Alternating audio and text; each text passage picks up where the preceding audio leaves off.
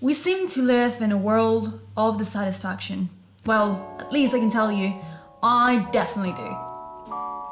If you knew me in person, you'd know that I'm generally quite a dissatisfied person. Sign all over the place. One day I'll be a happy chap and the other I will be a sappy mush. Even though I'm aware of the theory, you can't be happy every time. I don't quite live by it. When I was a teenager, I had the constant necessity to have a good day. If I didn't have a good day, that'd be the end of me. And yes, I was that dramatic. On the worst days, I'll be constantly reminding myself, maybe I'm not as pretty as this girl, maybe I'm not as intelligent as this other one. And I found myself not being quite it.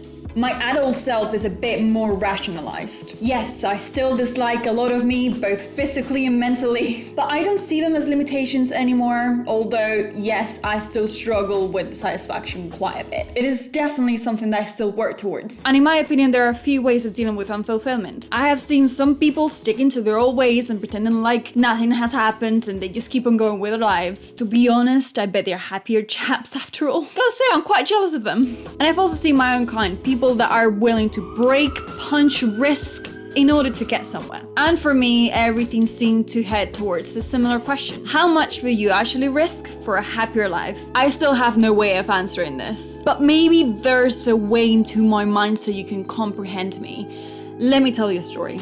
Let's go back to December 2017. Although seemingly calm to most people if you ask them, my life was an atomic bomb full of confusion back then. After slaving away on retail jobs for dirty ass bosses that told me I looked better outside, attracting the customers, and no, I'm not kidding. I just grew tired of wasting my resources and my time on jobs like this, for I gotta say, below minimum wage. In my head, I wasn't ready to be an entrepreneur myself, although I thought about it before, but maybe selling my skills on the internet would be a way to go. And my skills were editing, although you can't really see it in this video, okay? It's not like I'm putting much effort in editing this and making it look cinematic, but I swear, I know how to edit. So with some help from some Google, I found Upwork.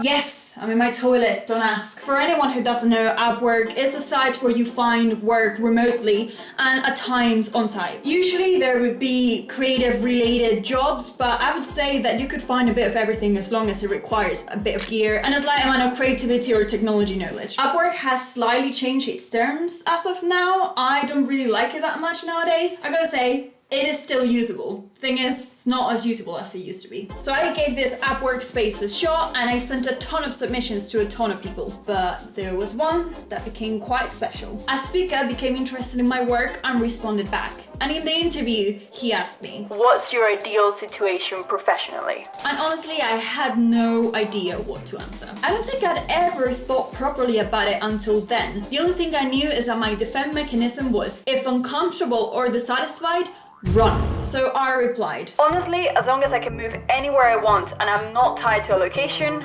we're all good." And that realization at that time opened something in my head that was left to brew for a very long time. I got hired and I got asked if I could assist him for further more than just his videos. If I could be his assistant, basically. And because it was a remote job, I just said yes. So let's set it up on October 2018, a year or so later. I was not okay, let's leave it there. Bristol was really starting to become a cage to me and I felt so deeply claustrophobic. I remember back then it was hard not to cry at the thought of being trapped. And my fantasy was to run away, to leave everything behind. But there were things tying me up, like my friends, for example. I gotta tell you though, certainly not the food. And then something happened, so shocking, so traumatic, that my mind completely resetted. And then we go on to December 2018. I didn't care anymore. I had my way out, that was my job with this speaker, and I was gonna take it. So I got myself into a full day of research. How am I gonna do it? Where am I gonna go? So many possibilities. I gotta say, I wasn't really mentally stable back then, and my needs to run away were very high. So where did I choose to go? Hawaii and a llama sanctuary in Canada. You can imagine how my mom reacted to that, although she is very much used to it by now. I just had an urgent necessity to reconnect with friends. So I sent a message to a close friend of mine that I met in Oklahoma when I was 15, and I knew she was in Hawaii then, and I was like, "Can I crash at yours for a while?" And she was like, "Yes, sure, damn hell yeah." Well, she probably didn't say that, but she just agreed. And then I got onto housecherish.com and I found some cute llamas and I was like, hell yeah. So they agreed on letting me stay for a while in there. I would go in less than 2 months and I had to get so many things ready. And that's how my digital nomad journey began. I started my journey feeling incredibly free and independent. I had enough money to spend on things I could have never imagined, yet I was frugal enough not to do it, and that was the power. Hawaii was an opportunity for me to get away from my normal life. It was an absolutely different place from what I'm used to. I saw my beautiful and talented friend, who, by the way, if you're into makeup, fashion, or artistic photography, you should follow here. And it all felt like such a breath of fresh air. I was there because I chose to, and that was so powerful to me. I'd always been told what to do, where to go, and I had to be super obedient since I was very small. Being able to be like, fuck it, I'm just gonna go to Hawaii and I'm gonna do this thing was so refreshing. I was very open on learning new things and observing new things such as makeup, self-portraits, and even modeling. Very odd to say, but white people seem to be a minority in Hawaii. As it should be. I took my trans modeling as an opportunity to take out my extroverted self, which, to be honest, I never felt like I was extroverted. I've always felt quite introverted, although people have a tendency to tell me that I'm a tiny bit extroverted as it is. I seem to be a bit of an ambivert. I think that's how you say it. It's a mix of extrovert and introvert. But my point is that modeling really helped me. And I lived in Hawaii for 2 months as I was working for this speaker. Oh hi, you're now in my wardrobe.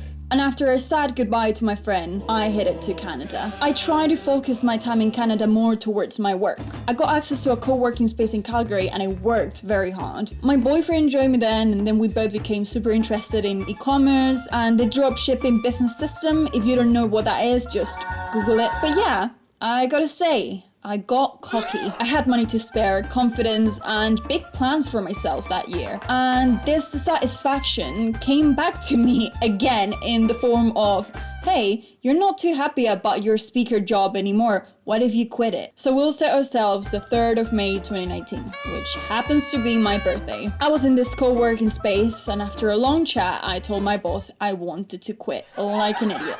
Probably in hopes of getting success back real quick. So through my work in social media for this guy, I'd been consuming a lot of Gary Vee and other people who tell you that you have to risk it all and burn your bridges. I remember this very specific video of Gary Vee saying, I just know that right now somebody's listening or watching who overextended themselves and owns things they can't afford. Go back to your parents' basement and start from zero, start from scratch. And I was like, well, I don't want to go to my parents' house, but I could flip things out and do things better for myself. So I completely burned the bridge. The thing that was giving me money. Completely burnt it from one day to the other. So right after I quit and after being quite a while in Calgary, I moved to the Llama Sanctuary in British Columbia.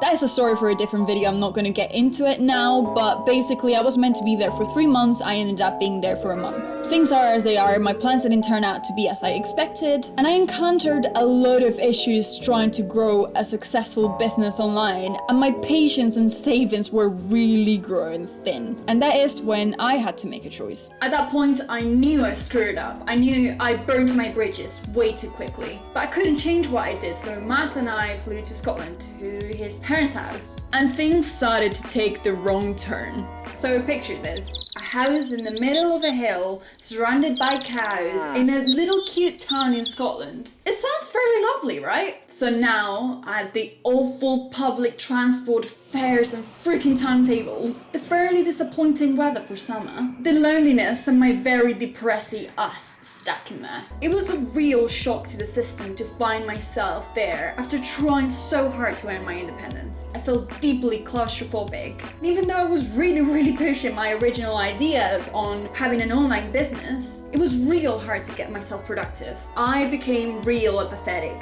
and that's a dangerous place to be. With the months passing, I started to find myself not having much energy for anything, which was highly counterproductive since I was trying to begin a business. And after a couple of failed trials, I ended up just quitting my online business idea. My point with this is that it wasn't actually too awful to go all of the things I went through. I don't regret any of it. I actually learned so much through this process. But I sure as hell learned to be a bit more patient with my work, and most definitely with my ambitions.